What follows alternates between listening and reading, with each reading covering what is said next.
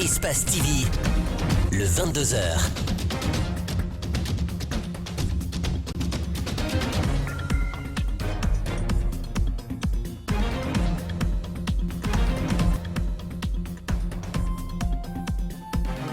Espace TV, bienvenue dans le 22h, dont voici les principaux titres. 12 ans après son décès, la Guinée se souvient du général Lansana Conté, président paysan patriote intègre, père de la démocratie. Les qualificatifs ne manquent pas à l'occasion de la commémoration de sa disparition. Nous en dirons davantage dans un court instant. Et puis nous irons à Lola, à la rencontre de Fangassi, bien plus qu'une femelle chimpanzé. C'est une étoile qui vient de naître dans la réserve naturelle de Bossou et qui scintille au-delà des frontières de la Guinée. Notre angle de ce soir s'intéresse au 7e art sénégalais qui fait florès et qui s'internationalise du jour au lendemain. Vous en saurez davantage dans un court instant.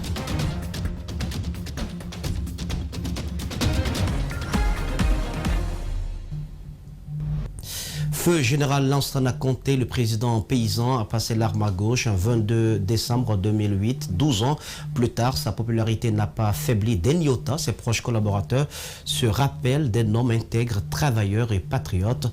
Moussa Solano, qui a pendant longtemps travaillé à ses côtés, considère l'ancien président guinéen comme le père de la démocratie en Guinée. André Moussi-Milimono, El Hadj Aliouba le rencontrait.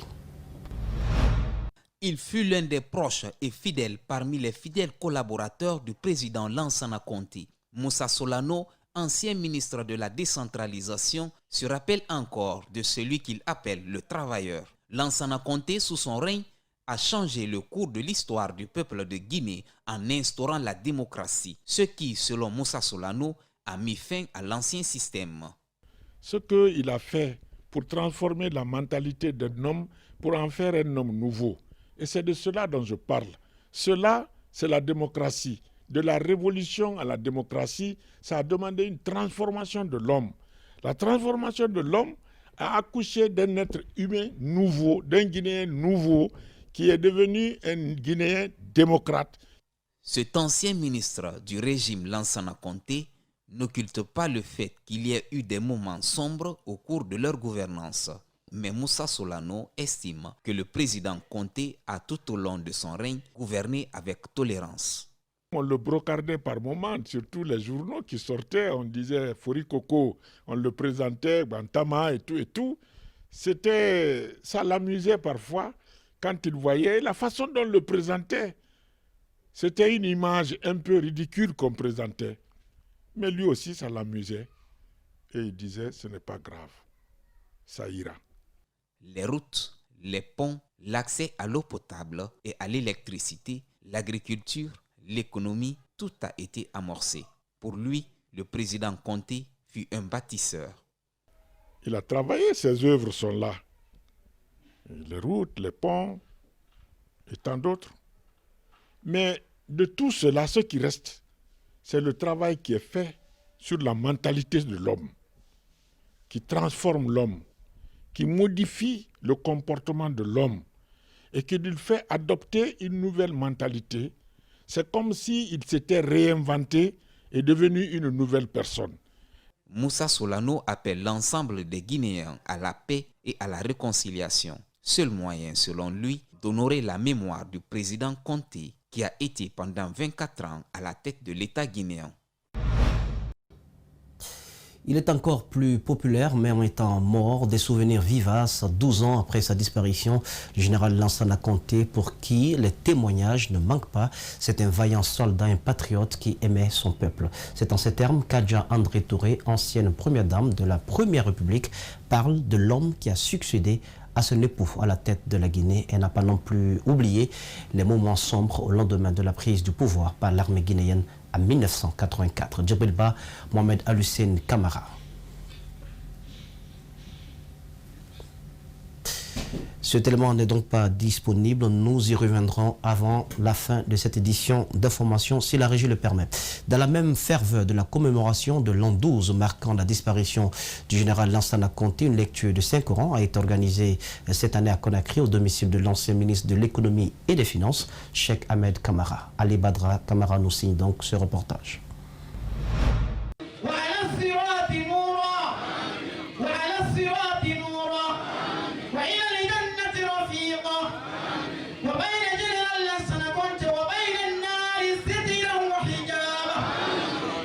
Ce sont des filles et fils ressortissants de la Basse-Guinée ainsi que d'autres régions du pays qui se sont donné rendez-vous ce mardi au domicile de Cheikh Ahmed Kamara.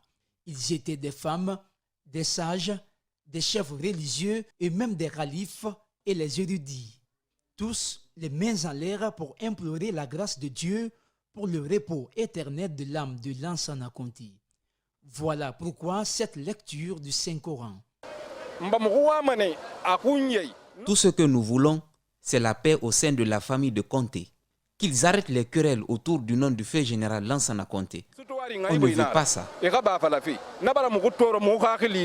D'après certains témoignages, Cheikh Ahmed Kamara fut le premier à organiser cette cérémonie à la mémoire de l'illustre disparu dans son village à Tanene. Exceptionnellement pour cette année, elle s'est tenue ici à Conakry. Il y avait plusieurs ministres autour du fait général Lansana Conté. Mais c'est seulement Cheikh Ahmed Kamara qui a eu le courage de commémorer cette date. Et tout ce qu'il fait, il le fait pour la famille de Conté, pour sa lignée et pour toute la Guinée.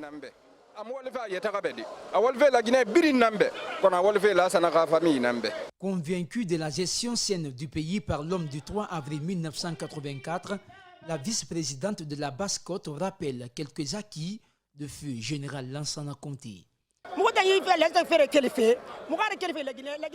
Cette initiative est le résultat de son caractère social. Lansana Conté n'avait pas de couleur ethnique ni de région. Il se comportait en pur Guinéen. C'est pourquoi il y a une forte mobilisation ce matin ici.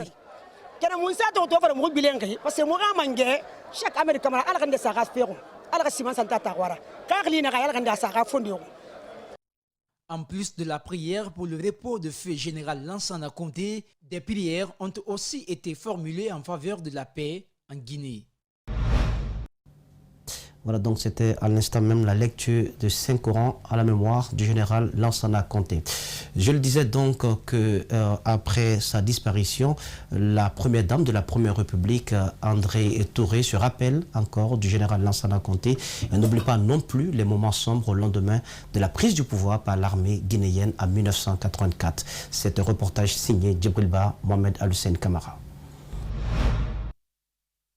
Le 3 avril 1984 marque la fin du régime d'Ahmed Sékou Touré.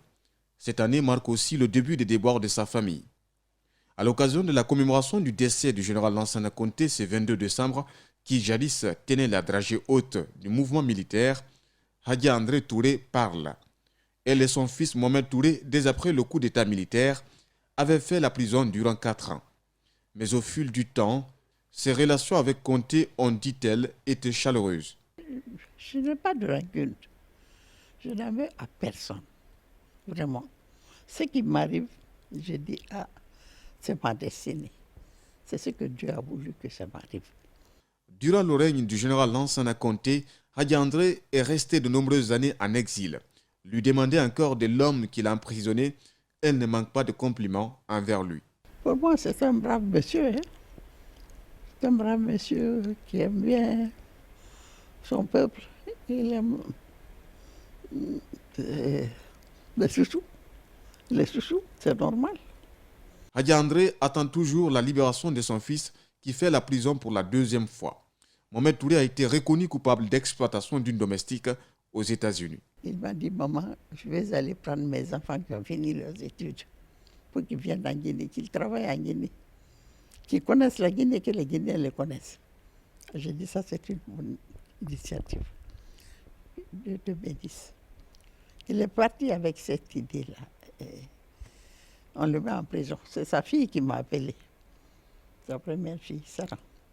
Sarah m'a appelé un jour. Ah, grand-mère, on a mis mon père et ma mère en prison. Aux premières heures de la prise du pouvoir par l'armée guinéenne en 1984, Hadja André et son fils voient tous leurs biens confisqués. Ils avaient été condamnés à 8 ans de travaux forcés. Ils ont été libérés début janvier 1988. L'instant même, Adja André Touré qui s'exprimait sur le général Lansana Conté. Revenons à Moussa Solano qui s'est aussi exprimé sur le cas du Parti de l'Unité et du Progrès, le PUP, dont l'ancien président Lansana Conté a été le fondateur. Selon lui, le PUP ne manque de vision large, ce qui explique sa situation actuelle. Il est au micro d'André Mossimi Limono et d'El Ajalioba.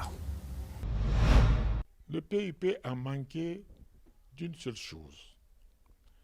C'est-à-dire, il n'y a pas eu d'investissement ni de réflexion collective par rapport au destin du PUP, par rapport à son avenir immédiat. On aurait dû réfléchir et miser sur des hommes de valeur qui devraient faire la continuation du PUP dans le combat d'aujourd'hui. C'est justement cette inspiration et cette procréation que nous n'avons pas eue. Voilà, nous n'avons pas pu respecter les textes fondamentaux. Nous n'avons pas pu les adapter au moment, à l'évolution du temps et de l'espace. Donc nous nous sommes contentés de ce qui existait. Alors, cela est sans pitié. C'est-à-dire que ce genre de comportement absolument laisse toujours des traces qui sont difficiles à gérer. Changeons à présent de registre, symbole de la souveraineté nationale, la monnaie guinéenne, dont la célébration était prévue le 1er mars dernier, se fera ce mercredi 23 décembre. L'occasion sera mise à profit pour parler de l'histoire de la monnaie guinéenne, des progrès et des turbulences enregistrées de l'indépendance à nos jours. En toile de fond, il sera question de la sécurisation des différentes coupures, la loi bancaire, la construction du siège national de la Banque centrale de la République de Guinée pour donner le ton. Le gouverneur de la Banque centrale a fait une déclaration cet après-midi pour expliquer que la Covid-19 est la principale raison du report de cette célébration. Alceni Bari pour un extrait de sa déclaration. Dans le cadre d'un programme de sécurisation des billets de banque, la Banque centrale a procédé au remplacement des billets de 10 000 francs en 2012 et de 5 000 francs en 2017 pour répondre à de nouvelles normes de sécurité. En outre, de nouvelles coupures de 20 000 et de 2 000 ont été émises respectivement en 2015 et en 2017 afin d'être conformes aux normes internationales en matière de séquençage. L'intérieur du pays ne pouvait pas rester en marge des efforts d'assainissement de la circulation fiduciaire. La mise à la disposition du public des billets et pièces de monnaie sécurisées a été facilitée par l'implantation d'agences de la Banque centrale à l'intérieur du pays. Des travaux importants ont été engagés pour non seulement le ravalement de la façade du siège et la construction de l'agence principale de Conakry, mais aussi pour la construction de nouvelles agences en province et l'extension des agences existantes. Enfin, la BCRG s'est dotée depuis le 1er mars 2020 d'une nouvelle identité visuelle comprenant notamment le logotype, la signature et la typographie. Chers compatriotes, mesdames et messieurs, dans la perspective de consolidation des acquis, la Banque centrale poursuivra la gestion active de la liquidité bancaire et les réformes au niveau du marché des changes à travers la dynamisation des opérations de la salle des marchés en vue de stabiliser le taux de change et ramener le taux d'inflation à un chiffre dans les tout prochains mois. Dans le domaine de la supervision des institutions financières, la BCRG entend rendre opérationnel le Conseil national d'épargne et de crédit, procéder à la révision de la loi bancaire, rendre automatique la transmission et le traitement des situations comptables des banques et adopter des normes prudentielles tenant compte des dispositions de Bâle II et de Bâle III. La supervision des compagnies d'assurance sera renforcée en même temps qu'un système de gouvernance conforme aux normes et standards internationaux sera mis en place. Le pool d'assurance pour les gros risques pétroliers et miniers seront opérationnalisés afin de réduire leur délocalisation. Des voix s'élèvent dans la sphère des défenseurs des droits humains, surtout la situation des détenus à la maison centrale de Conakry. L'état de santé des prisonniers se détériore et la congestion du centre pénitentiaire n'arrange pas les choses. Les maladies qu'ils traînent peuvent s'aggraver à tout moment. Notre interlocuteur plaide auprès du chef de l'État pour qu'il gracie certains détenus et amnistie le commandant Aoubé et Jean-Guy Lavogui à l'occasion du nouvel en commentaire de Mamadou Boulere Diallo. Ils sont près de 300 détenus et une statistique exhaustive est en cours d'élaboration. La plupart d'entre eux ont été arrêtés entre le 19 octobre 2019, date du début des manifestations du FNDC, et décembre 2020, soit après le scrutin présidentiel. Des défenseurs des droits de l'homme affichent leur inquiétude quant à la fragilité de certains prisonniers. Le cas de Médecins Sans Frontières sort du lot. Il a été admis à nouveau à l'hôpital Ignace Dine vendredi dernier, puis retourné en prison sans recevoir de soins. Le ministère de la Justice, à travers un communiqué, indique qu'au moment où le corps médical d'urgence voulait l'examiner, il a opposé un refus catégorique au motif qu'il préfère se faire consulter par son médecin traitant qui est au Canada. C'est une question d'assurance, indique pour sa part notre source. Médecins Sans Frontières a même proposé que son médecin traitant du côté du Canada soit associé, ne serait-ce que par téléphone. Et les médecins lui auraient refusé cette demande, du coup il a préféré retourner en prison. Ibrahima Chérif Ba, Étienne Soropogui et plusieurs autres se plaignent. Notre source indique qu'ils sont tous malades à la maison centrale. L'autre cas, c'est celui du coordinateur du mouvement El Zologa. Mamadi Onivogui s'est marié vendredi dernier alors qu'il est en prison. Aura-t-il l'occasion de célébrer sa lune de miel? Ce n'est pas une obligation, répond une source bien informée, expliquant que le mariage ne peut pas faire obstacle à la poursuite. Pour finir, cette source très proche des détenus a formulé le vœu de voir certains prisonniers bénéficier de la largesse graciale du président de la République en mettant l'accent sur le colonel Aoubé et Jean-Guy Lavogui en prison depuis 2011 dans l'affaire dite attaque du domicile du président. Alpha Condé. La foire internationale de Guinée ouvre officiellement ses portes. La cérémonie d'ouverture a été présidée par le Premier ministre en présence de plusieurs opérateurs économiques guinéens et étrangers, mais aussi quelques diplomates accrédités en Guinée. Compte rendu, Djena Bemba Koulibaly, Ibrahima Souma. Cette foire est une plaque tournante des échanges dans la capitale guinéenne. Elle va durer 3 semaines. Benedi Record, la structure organisatrice, entend à travers cet événement promouvoir les partenariats commerciaux et pas seulement. Le terme choisi pour cette deuxième édition est « Ensemble, bâtissons une Guinée émergente à travers nos produits locaux ». Elle se fixe comme objectif la promotion de nos produits locaux, la facilitation et le renforcement des échanges commerciaux entre les pays de la sous-région ouest africaine. À ce grand rendez-vous, plusieurs activités sont prévues. Les conférences débats, les journées de promotion d'entreprises, les animations podium, les concerts et spectacles pour les jeunes visiteurs. De brassage culturel, de loisirs et de consolidation du tissu social guinéen où les personnes venues de divers horizons se rencontrent autour d'un intérêt commun.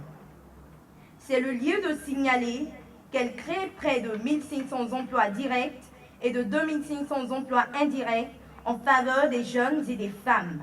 À la cérémonie inaugurale, le Premier ministre a encouragé et félicité la structure Benedi Record pour son initiative et le ministre du Commerce pour son accompagnement généreux. Je voudrais dire à tous les exposants que le gouvernement du professeur Alpha Condé se tient à votre disposition. À Benedi Record, cette deuxième édition consacre votre engagement pour faire connaître votre société, faire connaître, rayonner la Guinée sur le plan international. La deuxième édition de la Foire internationale de Guinée a connu la participation de 275 exposants de tous secteurs d'activité et 10 pays y prennent part. Un homme âgé d'une 50aine d'années s'est donné la mort par pendaison ce lundi nuit au quartier Bailobaya. Selon sa famille, le défunt souffrait d'une dépression mentale depuis quelques années. Mohamed Valectoré, Lamine Silla. L'acte s'est passé dans la soirée du lundi au quartier Bailobaya dans la commune de Doubreka. Kerno Oumarba, cultivateur de profession, s'est donné la mort par pendaison. Son oncle explique ses derniers moments avec la victime. Si quelque chose a commencé hier, il n'a discuté à personne. Toute la journée, on est là. Moi, je dis que Dieu a donné son destin, que c'est comme ça qu'il va terminer. Sinon, il n'a pas de problème. Et puis, c'est quelqu'un qui connaît très bien le Coran. Il connaît très bien. Peut-être vous entendez Dr Alsein là, qui est à l'académie, celui qui l'a enseigné. Né en 1963, Kerno Oumar Ba souffrait d'une dépression mentale depuis des années au dire de ses proches. Il paraît qu'il avait quelque chose de mental, mais ça depuis longtemps, pas tout de suite là. Hier, je suis parti à la mosquée, j'ai retardé là-bas, il a pris la torche, parce que la nuit m'est trouvé là-bas, il est parti avec la torche, m'a donné là-bas. Il a retourné vers 18h. Bon, j'ai resté là-bas, 19h, 20h, 20h30, je suis venu, il n'est pas arrivé ici. Après maintenant, on m'a demandé s'il n'est pas à la mosquée. Il dit non, arrivé là-bas, il m'a donné la torche, il est revenu. Donc on l'a recherché partout. Là, il y a une chambre là, c'est lui qui a la clé. On a trouvé qu'il est parti là-bas, il s'est enfermé là-bas. Il a fait un corde sur le cou. Après le constat des autorités, la famille du défunt a été autorisée à procéder à son inhumation. Une enquête a été également ouverte pour élucider les causes de son suicide. Connaissez-vous Fangassi? Il est pourtant tout beau, tout frais, car il vient de naître à Lola. Il s'agit d'un bébé chimpanzé né le 14 novembre dans la réserve naturelle de Bossou et dont le baptême a été célébré dimanche dernier en grande pompe. C'est la première naissance d'un chimpanzé dans cette forêt depuis quelques années. Fangassi est une femelle chimpanzé, mais bien plus que cela, c'est une star internationale pour qui plusieurs invités sont venus du Libéria et de la Côte d'Ivoire. Alexis Collier est notre correspondant régional. Sur ces images filmées par les guides de l'Institut de recherche environnementale de Bossou, le bébé chimpanzé et sa mère s'offrent un bain de soleil.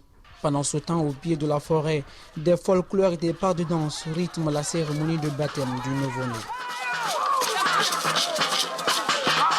Un moment de réjouissance pour cette population riveraine pour célébrer la naissance d'un primate. Une initiative de l'Institut de recherche environnementale qui a regroupé plusieurs invités venus de la Côte d'Ivoire et du Libéria. Pour nous, le chimpanzé, ce n'est pas un animal, c'est un être humain. La science l'a déjà démontré comme nous l'avons fait dans l'exposé, mais aussi nos parents ici à Bossou avaient la ferme conviction que les chimpanzés là, c'est la réincarnation de leurs ancêtres. Donc ils avaient la ferme conviction que c'était des humains. Et à cause de cela, ils ont pris soin des chimpanzés, c'est eux qui les ont protégés pendant plusieurs décennies, bien avant le commencement de la recherche scientifique. La naissance de ce chimpanzé souffle un vent d'espoir à cette communauté animale en voie de disparition. Ce dimanche, les Joubila, une communauté autochtone proche des chimpanzés, étaient heureuses d'annoncer le nom du bébé. Fangassi, on va applaudir. Fangassi. Elle s'appelle désormais Fangassi, qui signifie prends courage en langue mano. Comme son nom l'indique, elle devra faire plusieurs naissances au fil des années afin de reconstituer leur dynamique sociale dans la forêt de Bossou. Sa naissance porte désormais à 8 le nombre de chimpanzés vivant dans la forêt de Bossou. Il nous reste seulement 7 individus dans le groupe et avec la naissance de ce nouveau-né, nous sommes maintenant à 8. Mais tenez-vous bien, on est parti de 21 pour se retrouver à 8. Il y a eu l'épidémie en 2003 qui a tué 7 chimpanzés. C'est comme ça qu'on est tombé à 12 individus. Et en plus de la maladie, il y a la déforestation liée à l'agriculture, à la coupe du bois et au feu de brousse. Quant à la petite Fangassi, elle reste jusque-là cloîtrée dans les bras de sa mère et pourrait y rester longtemps pour sa nourriture et sa protection. Bienvenue, petite Fangassi. Nous nous intéressons ce soir au cinéma sénégalais qui prend en son envol et qui s'internationalise du jour au lendemain. Plusieurs séries télévisées produites par des maisons de production sénégalaises sont regardées à travers le monde.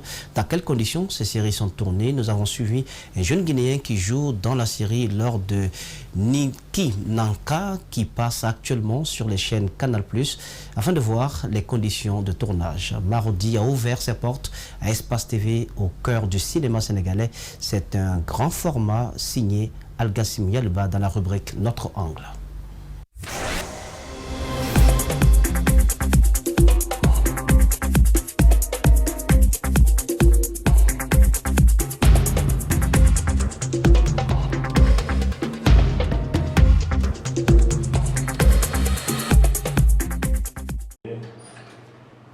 Bonjour. Bonjour madame.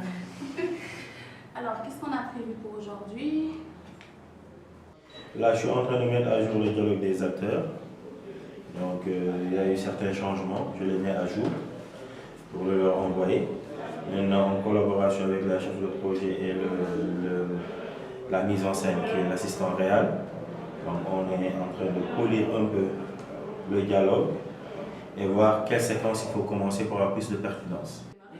Exactement. Moi, le film, je suis choqué quoi. Ce matin-là, l'équipe s'apprête à tourner une des séquences du 56e épisode de la 2e saison de la série télévisée sénégalaise lors de Niki Nanka. Dans cette série, le réalisateur parle d'un djinn et de choses mystiques. Alors, lors de Niki Nanka, c'est une histoire d'un djinn qui s'appelle donc Niki Nanka. Un djinn espiègle, assez capricieux, un jeune djinn qui donne richesse et pouvoir à quiconque trouve justement son coffret. Alors la série explique l'histoire d'influents, de jeunes influents, ministres, députés qui sont ici au Sénégal et qui vont tout faire pour faire revenir ce djinn qui donne la richesse et le pouvoir. Dans les coulisses, les acteurs se préparent. Hadja Astou Cissé joue le rôle de Marie. Sa première participation à un film international. Elle est journaliste de profession. Là, on doit tourner tout de suite une séquence avec Seydina et Aïda dans la tuyauterie. Donc voilà, on était là en train de regarder les dialogues et tout ça, de réviser. Ensuite, on répète et on va tourner. Bien, parce qu'en fait, le cinéma, en quelque sorte, c'est une passion chez moi. Donc j'adore le faire. Je suis excitée à chaque fois que je dois tourner. Je suis bien. J'ai hâte à chaque fois que je dois tourner. Non, jamais. 55, 2 sur 1 premier.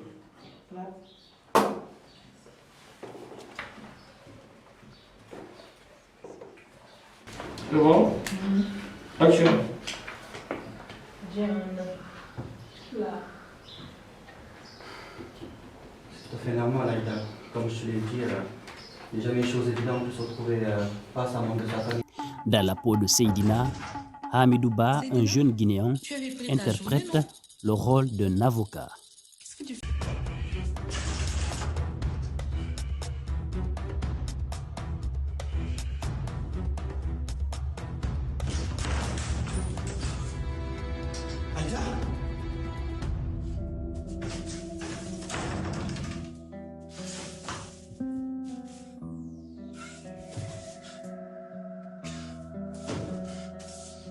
Lors de Niki Nanka et l'adaptation d'un roman, un roman écrit par Madame Sokhna Benga, qui est une écrivaine sénégalaise.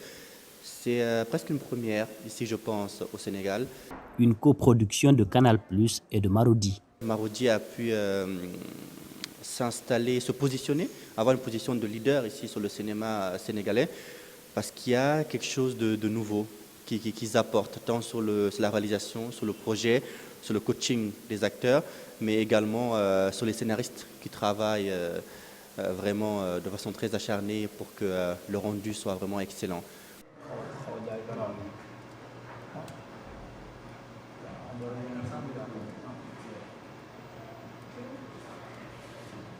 Qu'est-ce que vous faites ici? Non, je en train de faire un étalonnage. Du color grading. De l'étalonnage. Ça c'est quoi? Ça sert à quoi? Disons qu'on tourne les images en flat. Les images arrivent ici désaturées, décontrastées. Je fais revivre les couleurs. Très joli, très agréable à l'œil et très dynamique. Je les colorie en quelque sorte, on peut l'appeler ainsi, en termes simples. Vous le faites pour toutes les images de la série? Oui, toutes les images, toutes sans exception.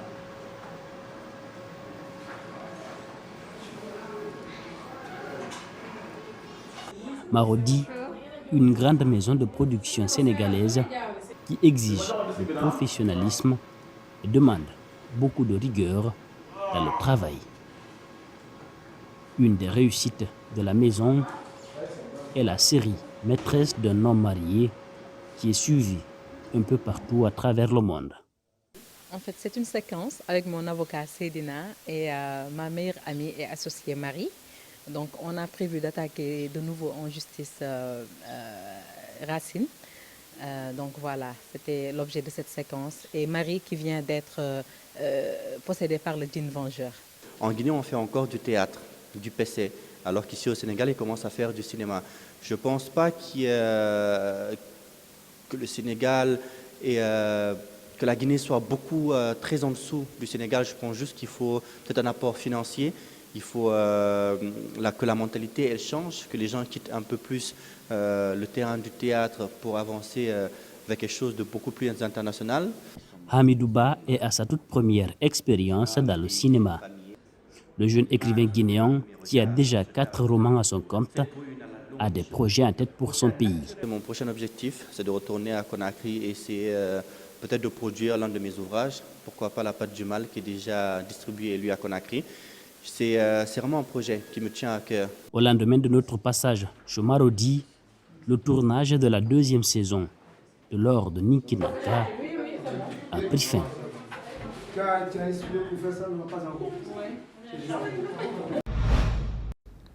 Voilà, c'était donc ce grand format au cœur du tournage de l'or de Ninkinanka, un grand format signé Al-Gassimou Yaliba depuis Dakar, la capitale sénégalaise. C'est donc sur cet élément que nous nous quittons au cours de cette édition d'information. Merci de l'avoir suivi. Passez une excellente suite de programme sur Espace TV, la télé de notre planète. Bonsoir.